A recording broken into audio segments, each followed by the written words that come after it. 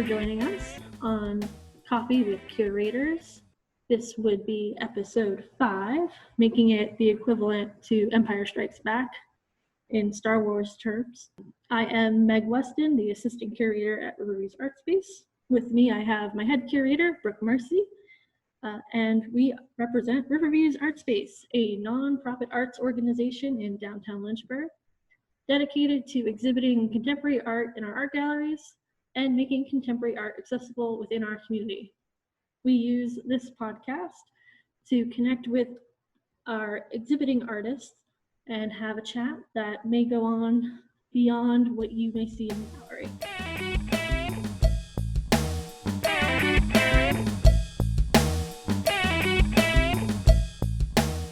The 12th Annual Juried Art Show is one that we do every year. It's been 3 years now that we've expanded beyond Virginia artists to include national artists for the applications. We have today with us the first, second, third place winners of this art show that was selected by Jeffrey Cudlin, who is the professor in curatorial studies at MICA. You can find his juror talk on our website or on the Riverviews Artspace YouTube channel. Our first place winner is Lake Newton. Our second place winner is Shaun C Whiteside. And our third place is Deliece Blanchard. So I have an icebreaker game called The Percolator because our podcast is coffee themed. And each of you can answer these two questions. What is your go-to coffee substitute or your favorite way to have your coffee? I know that some people don't drink coffee. Anyone want to go first? I'm not really a coffee drinker, but I'll have a generic Food Lion brand Diet Mountain Lion every day. That's my caffeine jolt. Oh, Shaun. You are of my kin. I drink Diet Mountain Dew, which is not even legal in Europe. They don't even sell it there. So you and I will be preserved for longevity. Yeah, we can smuggle some to Europe. We can. I'm a tea drinker, so my favorite tea is an Earl Grey tea. Yes. Okay, Deliece. Now, do you put milk in that? Milk, honey, sweetener? I do not when I'm home, but if I am drinking at a tea shop, I will put whatever they bring out. I like to, try it in different ways. Excellent. Black tea. Black tea. Black tea. Oh my gosh, from the fresh market, it looks like. Fresh market. It only costs $10. Oh, only $10. That's a bargain there. Yeah, I know. Since none of you answered coffee, what is your favorite pairing with your beverage of choice? Because it was going to be your favorite coffee pairing. But oh my goodness. What do you pair with those teas and that Diet Mountain Lion?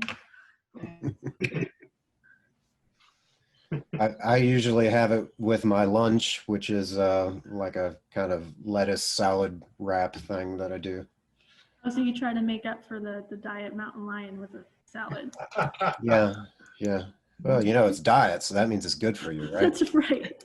Silly me. It has all of your essential vitamins and minerals in there. Chocked full of vitamin green.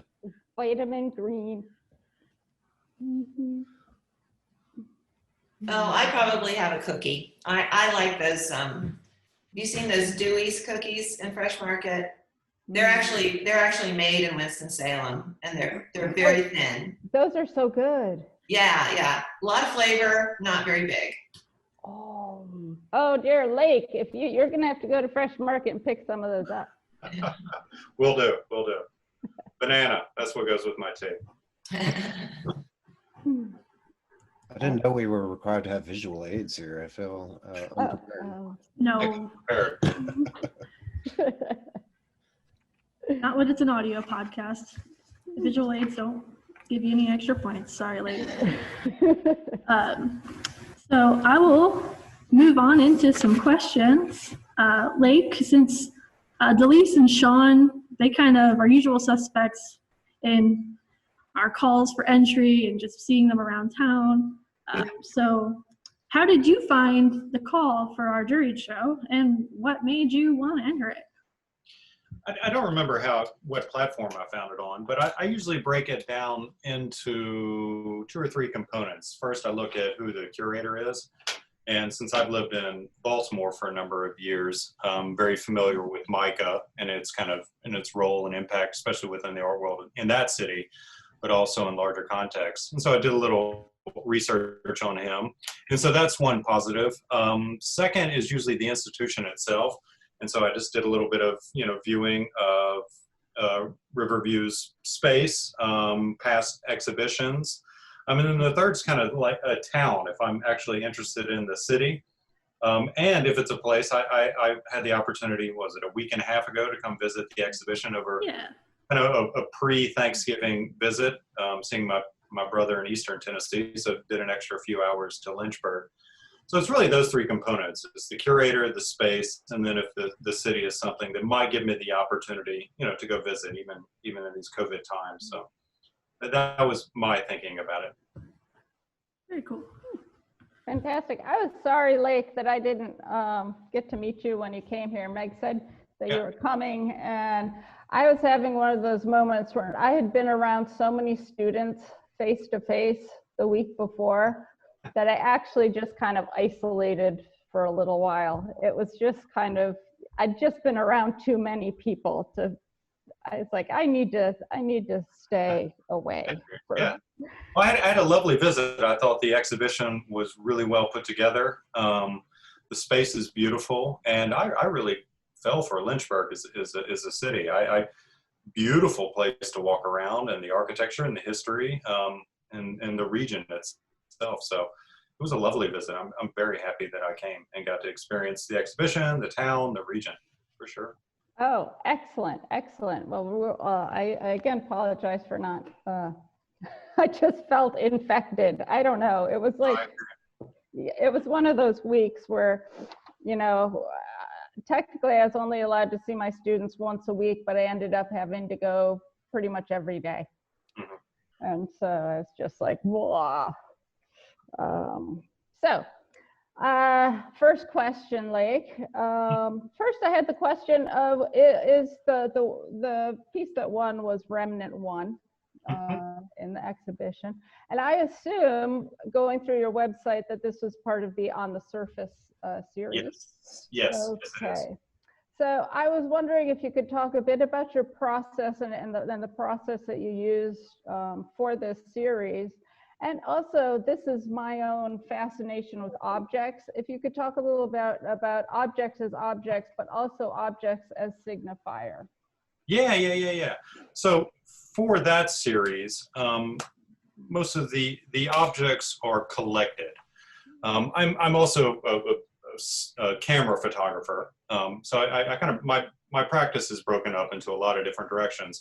But primarily, it's photographic based. And in that process, I'm often moving around, exploring different areas on long walks. And to complement those actions, I'm often collecting materials, objects that kind of serve as signifiers or signs of human communication or existence or passing. And so I'll live with those objects for a while, and if they kind of permeate or possess some kind of resonance, then I'll start to actually work with them. And that process is done with a flatbed scanner. So I'll take an object that must fit within, say, 11 by 14 inch, rectangular space, and then, test out different backings for the objects. And what the scanner does, more than a photographic image, is it puts so much information into the actual object, not only for scaling up the work, but just the artifacts of the surface of those materials. It's actually a lot more accurate than what the human eye can see. And then so I'll work on the digital files and live with those for a while. And if they continue to kind of resonate as images, and if those objects, kind of peeling it to your second question, if the objects possess some kind of memory, And I don't mean that just as like a human memory or whatnot, but they possess some kind of resonance, some kind of essence to them that traces them back to, I guess, traces them back to a past. That's something that fascinates me. So the object itself has to go through several iterations in order to make it to that final stage where I think it has potentiality and it actually succeeds in kind of having a message to it. Mm-hmm. Oh, fantastic. Do you have any criteria on your objects, or is it just something that catches your eye? Again, it needs to have some kind of connectivity to a human action. Mm-hmm. And it needs to have a history.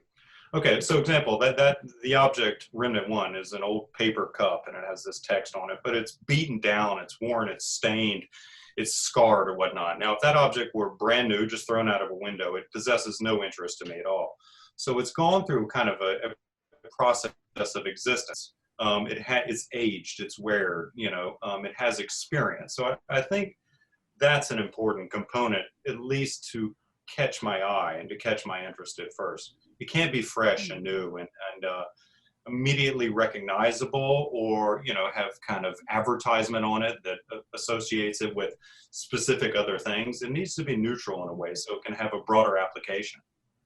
Mm-hmm. It needs that history behind it. Do you find your objects while you're working with them, do you have a little bit of the wabi-sabi kind of theory in there? Do you find your objects beautiful? Because these objects in which you're using are often ones that we walk by and do not look at twice.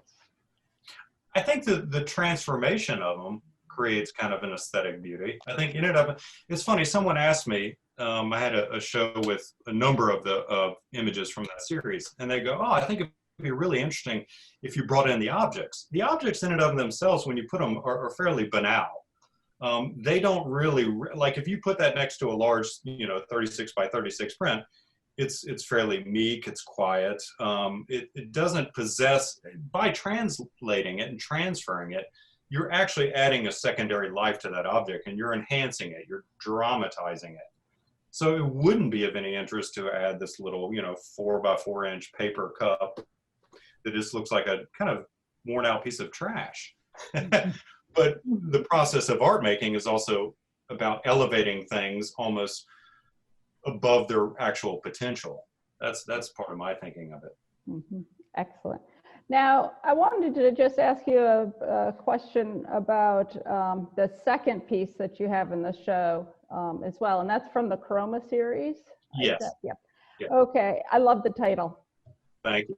I was like, that is so clever. So I was wondering if you could define the term of the title for people who aren't aware of it, because it is not a word in which you come across very often. Yeah. Oh, Lordy. You didn't think that you were going to have to pronounce it, did you? Ebiatico. I need one of my Spanish-speaking friends to come in. If I can, I kind of like not defining it, if that's okay. If I can skirt my way out of that. Yeah, I kind of, what I like about that title, and it took me a while to get to that point. I had the image for a while, and it needed some kind of resonance. And titles are really difficult for me. I find them, if you have 30 objects, to come up with 30 unique titles is, a level of fabrication that I'm not that confident at. So for that one, I actually like people to have to look it up and then to kind of spin it in their own head. So I'm going to defer on that question. Okay. because usually if you do see it, it's abiotic. Yes. O we're talking as is the Spanish translation. It just it's a much more lovely word. It is a much more lovely word. You add that, it's kind of a flair on the end. Yes, it's like yes. I thought of the English word first, and then it resonated. But I go, it's such a flat word. It has no poetry to it. So yes. Yeah, that just really took me. slightly performative in regards to like creating a title for something. I wanted to have a slight performative element to it. I know. I mean, you can barely even say it without like making a hand gesture. I think it's marvelous. Okay. I also saw, was looking at your objects in Mirror or Closer Than They Appear series of rubber gloves. And I actually really was taken with the project. And as I think as we kind of move into the future, we're going to see more and more artwork related to the pandemic and what artists have been going through. And so I love that you're one of the first people that have actually seen pandemic work from. Yeah. I'm expecting to see a lot of pandemic work, but you're the first person. I mean, a lot of us are talking about it. A lot of us are actually, you know, don't have it out there yet, and you actually have this out there. Could you talk a little bit about that series? You know, and then are you going to do any more series that are reflective of the times in which we're living right now? Good question. Well, that series came about, you know, so I live in Memphis, Tennessee right now. And, you know, like everywhere else in March, things really shut down. You know, streets were empty, you know, you could kind of, things felt kind of desolate. Things felt, you know, things were very insecure at that time, you know, because people had questions about, you know, the severity of this virus. People just didn't, there were no answers at the time.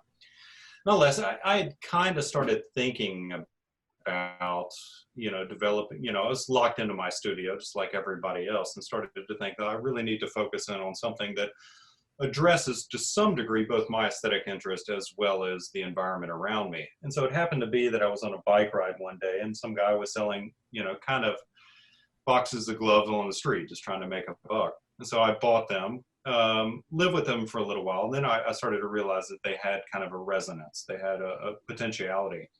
Again, to meet both the times, you know, as well as my particular approach to art making. And so I just started, I took them all out. Let's say there's 150 gloves in there and just started smashing them against the flatbed scanner and doing different iterations of them. And I realized that material in and of itself also translates so beautifully on a flatbed scanner, and all the grooves and nuances, the folds in the plastic material and certain kind of shifts and hue that it makes, very subtle. But also the idea of the title is that we're all kind of forced into the situation. I think the work is actually very suffocating as well, because I think there's condensed into this. And I don't know, I think that's more a perception of where we are mentally as a people. I think we're really confined, we're really tense, we're really unsure of exactly what's going on. We're worn out. And I think that the aesthetics of the work kind of hopefully reflects some of that, but without being overly intentional. I don't like anything that goes from A to B quickly. I'm talking about this. I like to talk about a lot of things at once, if I can, as an artist, but also for that project to nudge it in the direction of what we're kind of going through and some of the materials that are reflective of the environment in which we live. Great. Are you going to do any other series kind of based on the living within a pandemic? Well, I mean, I'm working on, if you can see like this big piece right here, I collected topographical maps of an area in Mississippi where all my family comes from. So I think I'm dealing a lot with territory right now, in the sense that territory is very different. I mean, the experience of moving around right now is completely altered than it was, say, in January or February. We are present in a different way than, you know, at this moment than we were 6 months ago. We don't move through space in the same way that we used to. So I think this idea of mapping, and this is a new series, without thinking about the COVID, but I'm thinking about territory and space and moving through it and how dynamics have shifted and how things are abstracted now. So I think I think we've all, as artists, kind of shifted our perspective, and things are coming into our work, whether we're, you know, cognizant of it or not, that are resultant from the way we live now. So, if that makes sense. Oh yes, absolutely, very much so. All right. Well, one more question before I move on to Shaun. Thank you. I appreciate it. Sorry. What's some artists that you have some inspiration from? Is it more than just the objects? Like where do you find your inspiration? Okay. Like I'm working on a series right now. It's a sculptural project, and it's kind of new territory for me. And the quick backstory is there's a small town called Money, Mississippi, and that's actually named after my great grandfather, a guy named Hernando de Soto Money, who was a U.S. senator back in the 1880s. And I was driving through there a couple of months ago, and I realized there's a place called Bryant's Grocery Store that used to be there. It's in ruins now. And that's actually where, if you guys know the story of Emmett Till, where he supposedly whistled at the woman and then 2 days later was dragged out of his house and, you know, beaten and murdered. And that was kind of the impetus for a lot of the civil rights movement. Getting to my point, so I started, based on that connection, that it happened in the name where my grandfather was, or named after my great-great-great-grandfather. I started going down there about once a week and collecting bricks. And that is kind of, and I'm going to make a kind of sculptural installation with those materials. I won't go way into it, but I think of artists like Ai Weiwei, who collected materials after the Sichuan earthquakes and kind of reconfigured those to express, you know, through a material object, a terrible situation. The Vietnamese American artist Don Vo does a lot of that, where he appropriates objects to create kind of that have resonance, kind of like the scan objects that I do. So I'm really moving in that direction of artists who are utilizing materials that pre-exist to some degree, yet have a connectivity to other ideas, to other experiences, to other situations, and to translate in more kind of a conceptual way stories, ideas, thoughts, and not just objects themselves. Great, thank you. Ooh, fantastic. Thank you, Lake. Ooh, thank you all. Appreciate the time. I could just keep yakking. That's my problem. Meg is always like, Brooke, stop rambling. I'm like, oh, okay, focus. Because I could talk to all of you all day. It would be, and you know, we have to put up the Christmas lights here. So We do, yes. we do. We have to do that. So Shaun, Yes. first question for you. You work in the tradition of abstract expressionism. Could you explain what that means to you? I wouldn't classify myself as an abstract expressionist, but that's the movement that I find most influential. And there are a lot of things that people don't usually understand about abstract expressionism. It does tend to be very challenging for people, but there's a sense of spontaneity involved that kind of emerged from surrealism. You know, Robert Motherwell said that abstract expressionism should have been called abstract surrealism because there was that same focus on the spontaneity.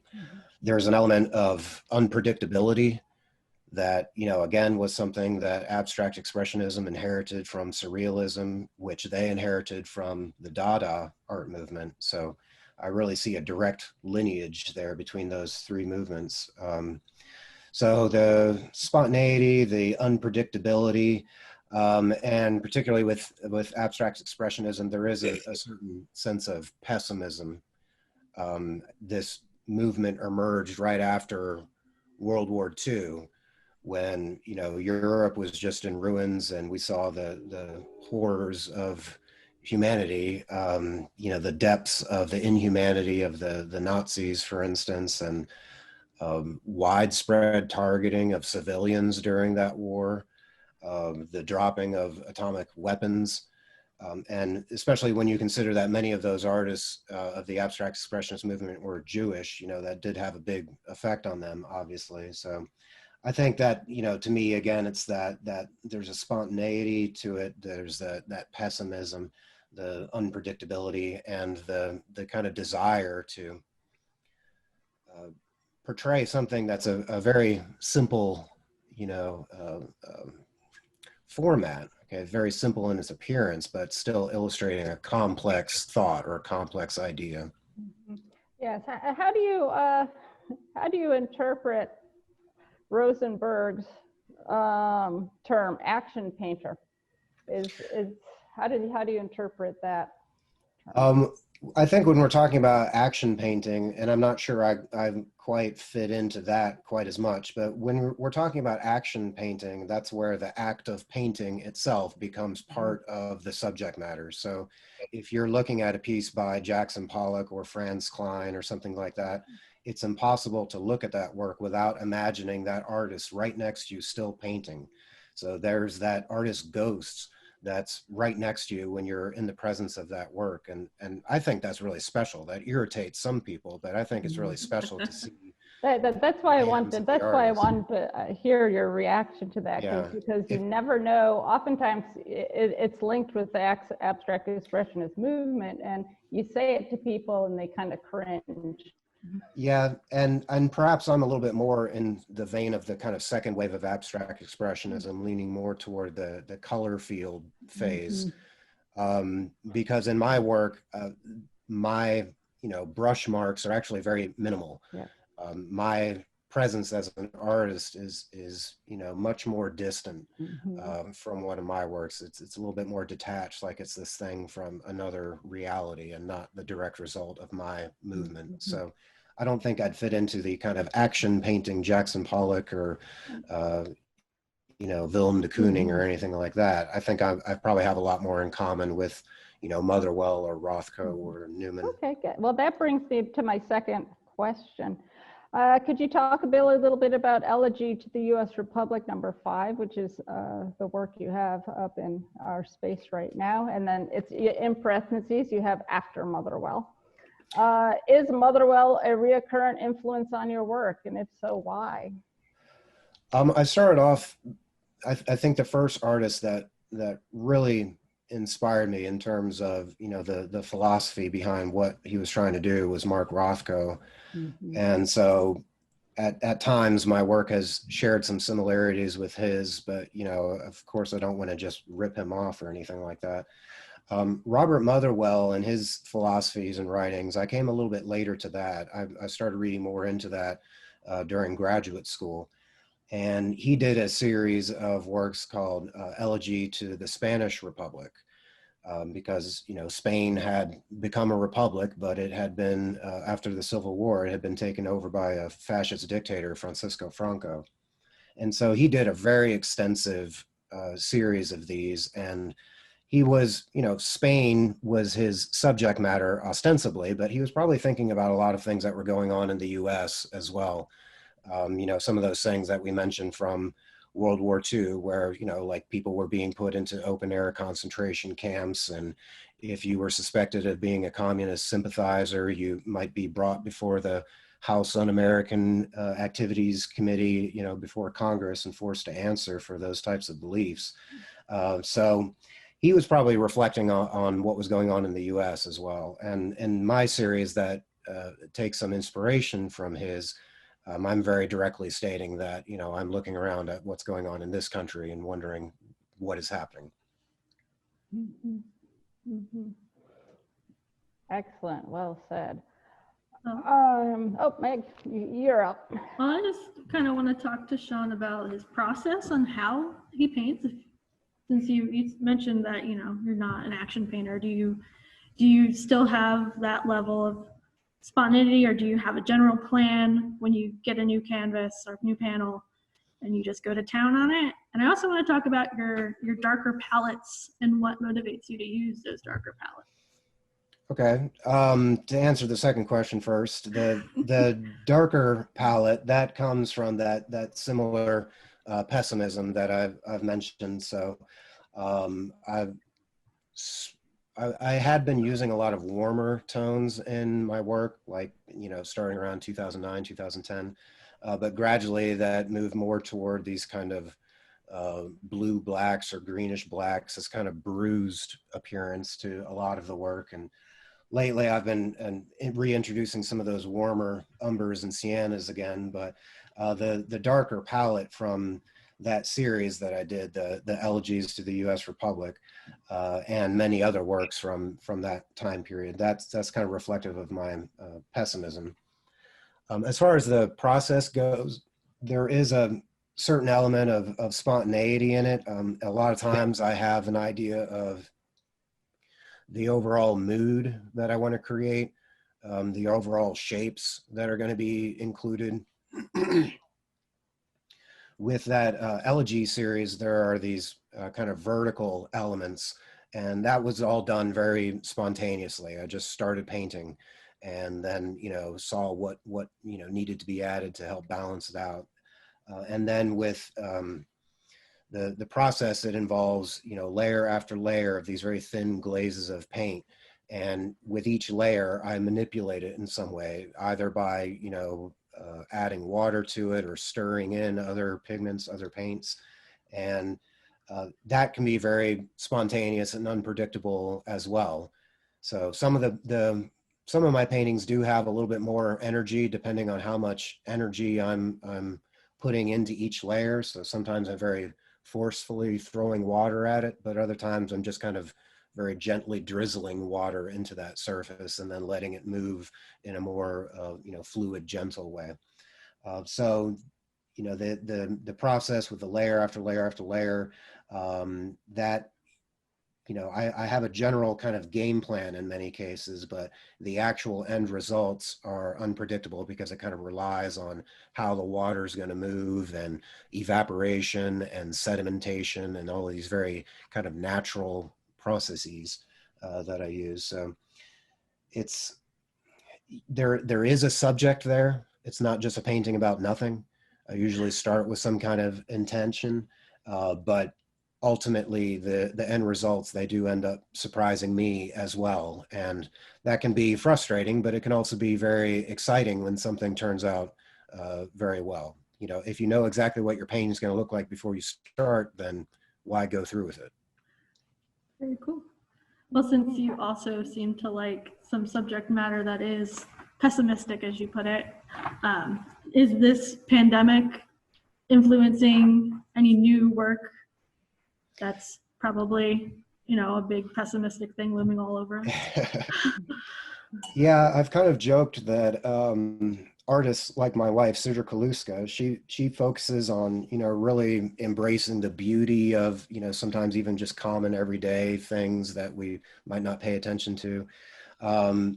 Artists who have really been trying to channel that beauty, they might find themselves, having a very difficult time working during this kind of pandemic. To someone like me that's been trying to, warn people of the things that have been going on, this is just kind of like, see, I've been telling you. There are people now who are talking about, going back to normal. Well, normal wasn't very good. And the pandemic has really exposed the shortcomings of how we've been running things, how we've been doing things. So to a certain extent, the situation these days kind of, validates some of what I've been trying to convey to people. But on the other hand, it does still affect me too, even though I felt like I had very little to lose before. In fact, I had even more than I thought. I've lived a pretty simple life before. A big event, a big day out would be to go, poke through Goodwill and see if I could find a movie or a CD that I didn't have or something. And these days I can't even do that. So that is difficult, even for someone who is, started off as pessimistic as I am. So it is a little bit hard to build up the motivation because there's a kind of heightened sense of meaninglessness these days. But I have been working on some new things, but very much in the same vein as what I've been doing, just kind of a gradual, evolution, not really a big shift. Right. It seems that most artists are either like, yeah, I'm really motivated, or like, nah, I'm just kind of doing my own thing right now. Got a lot going on. Yeah. I will move into Deliece. And Deliece and I actually met when I was an undergrad, and she took an oil painting class at Randolph College. So it's been fun seeing her more and more work as I've worked with this job. I've seen her work change quite a bit too. So it's cool to have you here. Thanks, Meg. Yes. Deliece, it is fun, and Deliece comes to our figure drawing classes when we were able to have those. And, Yes, those are great. That was, and did some great ones of me as the model and my skeleton. But I couldn't resist getting my skeleton out. So I love those ones I did of you. oh, I know, those are absolutely fantastic.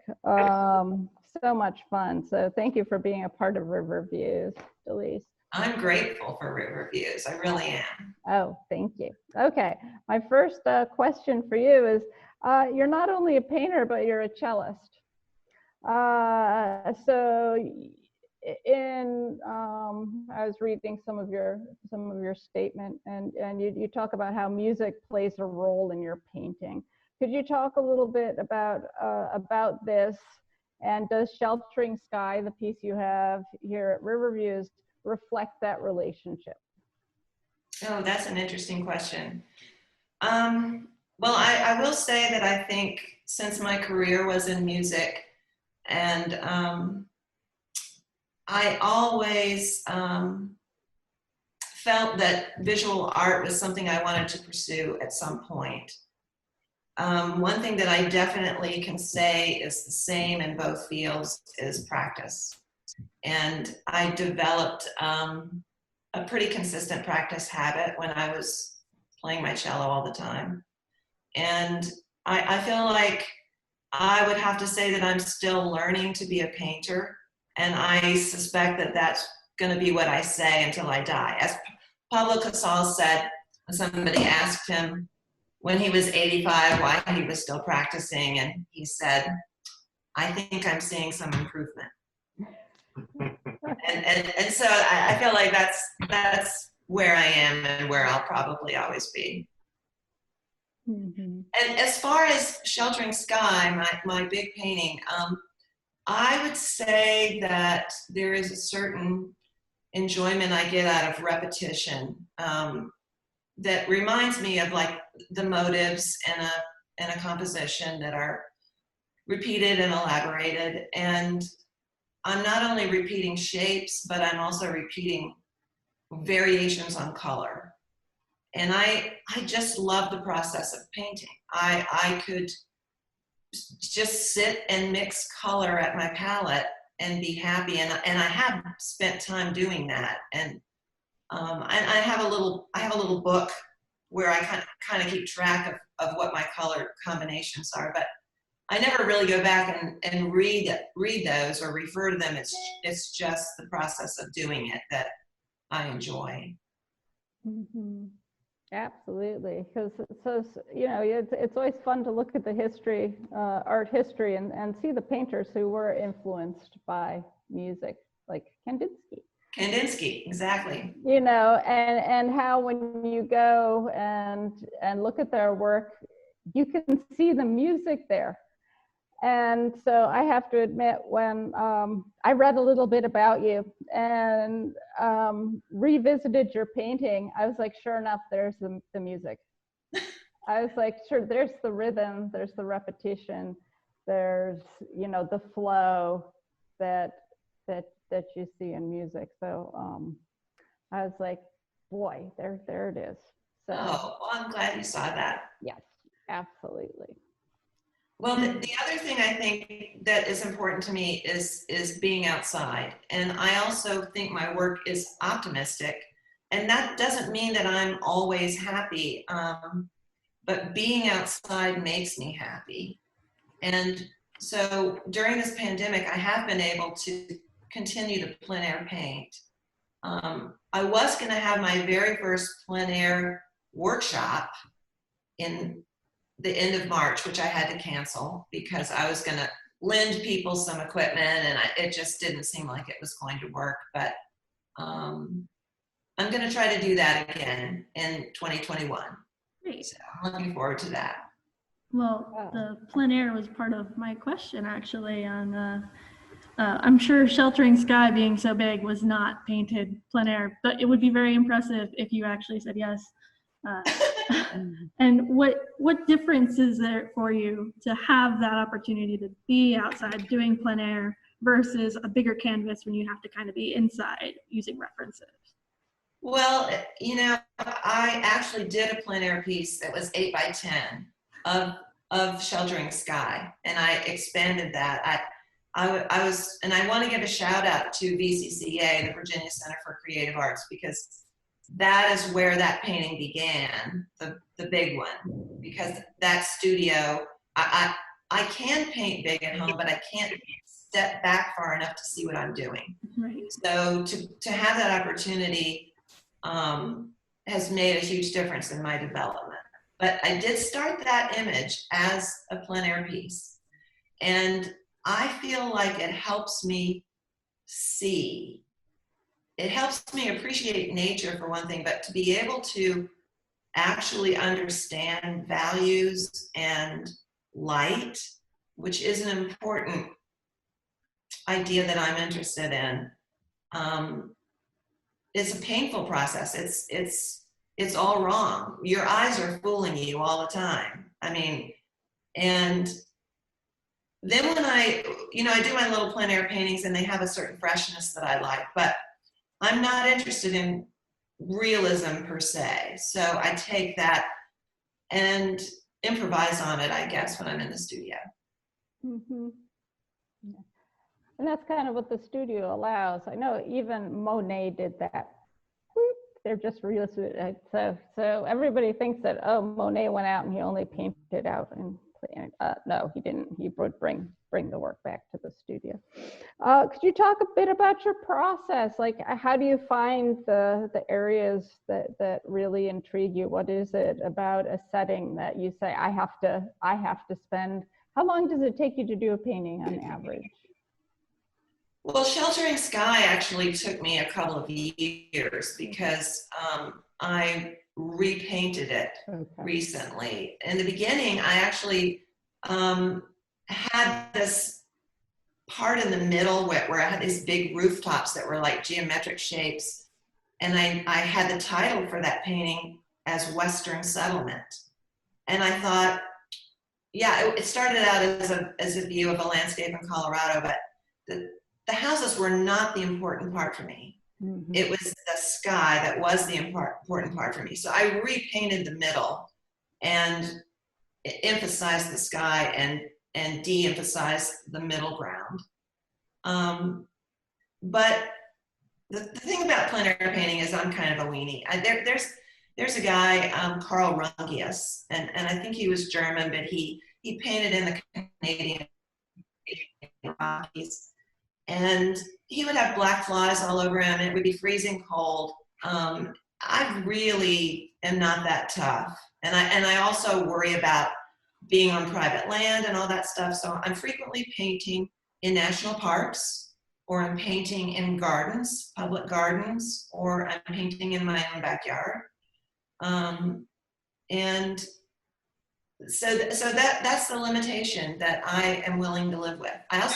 I'm an introvert, so I don't really want a lot of people around me, but I force myself to participate in plein air events. Mm-hmm. Because it's weird. It's like a combination of an athletic thing and trying to win prizes and people watching you paint, which all of that is not comfortable for me. But it makes me be a better painter because I'm around people that are really good at it. And it makes me strive to be that good, so. Do you do a lot of preliminary sketch work, or do you just? I usually do a thumbnail. I don't like to do a lot of preliminary sketch work. I will do sketching. I think sketching is important, but it's not sketching right before a painting. I like to be a little bit more impulsive when I start painting. Mm-hmm. But I found that if I'm going to do a plein air painting, I need to have a strong composition before I start. So I will do several thumbnails, quick 5-minute sort of black and white things. Mm-hmm. And then I'll start painting. Yes, because your time is limited when you're doing plein air. How do you decide on your lighting? Because lighting is always changing. It's a moving, transforming entity. How do you find your moments to capture? You really have to work fast. You have to work. You do have to work fast, and it's what gives it that impressionistic quality, I think, because especially if you've got light on a hard surface like a building, that is changing moment by moment. Mm-hmm. And usually that raking light is the most interesting light. So I try to get my lights and shadows down, you know, within 15 minutes. And that's why it's good to work small. Mm-hmm. Yeah, you can cover more territory quickly. But as not being a plein air painter, but being in a studio with one, I love to watch Rodney come and bring the work back to his studio and tweak it. It's like he'll go out and he'll do a piece on site, and then he'll come back into the studio and he'll refine it for a couple of days. Do you do that as well? Yes, I think I've been told it's better to be like 80% done when you leave than to keep working when your life has changed. Mm-hmm. But I don't like to refine my little ones too much. If there's something really wonky, you know, like there's an edge that's not straight or a window that's super crooked or something like that, it'll bug me. But other than that, I don't want it to be too refined. Well, you mentioned the VCCA, it's up in Amherst County. It's an artist residency. And I know you've studied out in the Southwest. So what are some artists who have really motivated your work to evolve, or what have you adopted from doing those residencies? Oh, well, you know, I have to say I am totally honored that Jeffrey Cudlin recognized my work, because one of the things that's sort of intimidating when you go to VCCA is there are these professors from MICA. There are these artists that, you know, are on sabbatical from teaching, and they're so interesting, and they're also very encouraging, because I guess maybe because they are teachers, but I feel like it's opened up. Somebody told me, and maybe it was Michael Tweary, told me that going to these residencies is like going to graduate school, because you're in a community of serious artists who are eating lunch and dinner together and discussing art all the time. And some of them are writers and some of them are composers. And there's so much cross-pollination in the conversation. So I would say I've just met so many. And it's not the same as taking a class or being in a workshop. It's more being with colleagues. It's been really, I guess it's given me more confidence. Mm-hmm. Oh, excellent. Has the pandemic influenced your work? Will we see any pandemic pieces coming out in the future? You know, I think the world outside is more beautiful because of the pandemic. You don't see jet contrails in the sky anymore. I feel like the sky looks brighter. And I will say the national parks, I was just hiking in Shenandoah last weekend, they're pretty crowded now because people are anxious to get out. Mm-hmm. And it is a place where you can be with people and get some fresh air and talk. But I feel like nature's kind of getting a break. I hope that's true. So no, I'm still optimistic. I have to say, you know, I do feel like the days are long sometimes, and it's easy to feel, you know, like you're too much alone, even for an introvert. But I think my painting is continuing, you know, and I've got more time to do that now.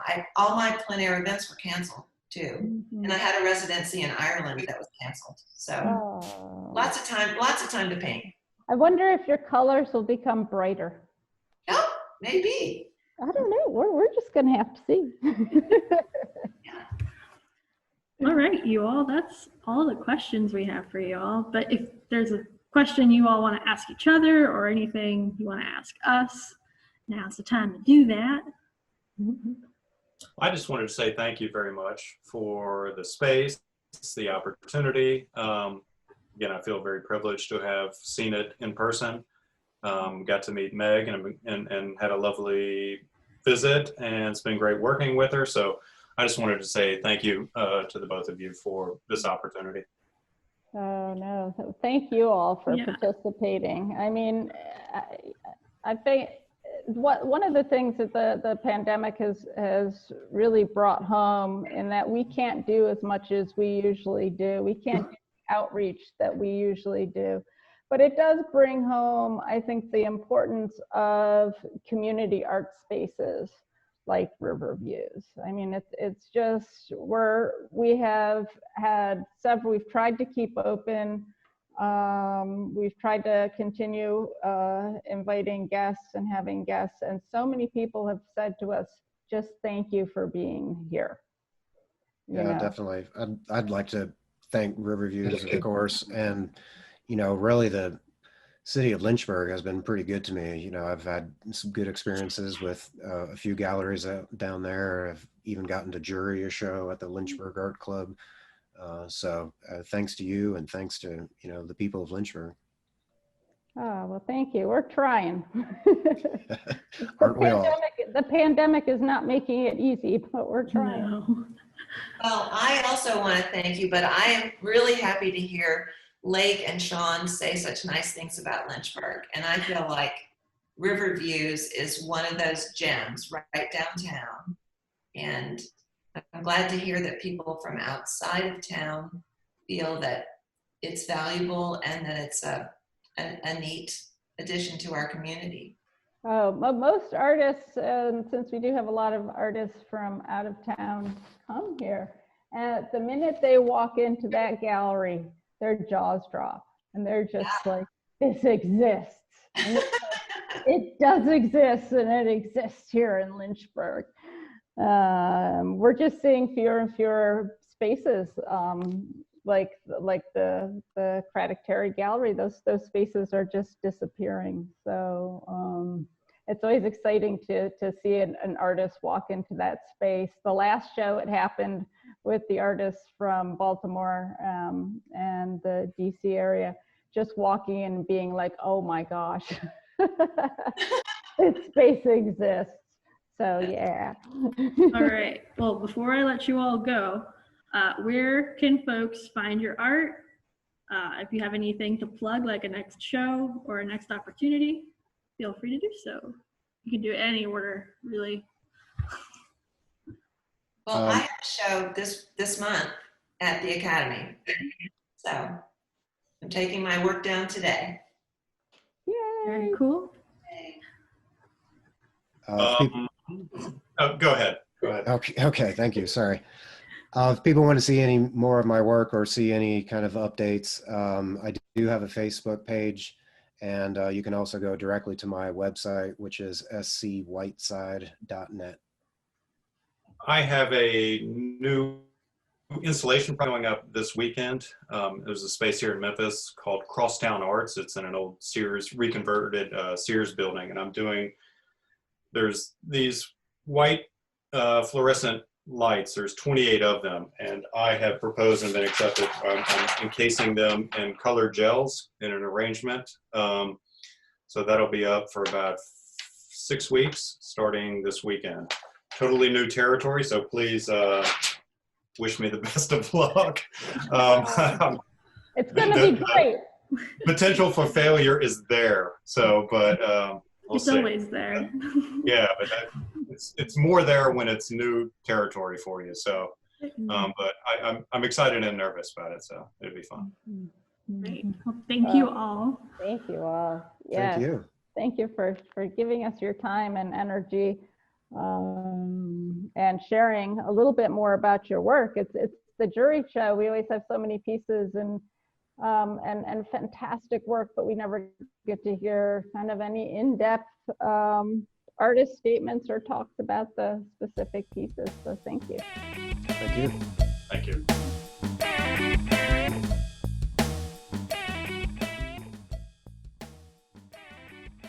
Thanks again for listening in. This is the last Coffee with Curators for 2020. We will be back in 2021 with our exhibiting artists and maybe a few artists from the Riverviews community for next year's episodes. Take care, y'all.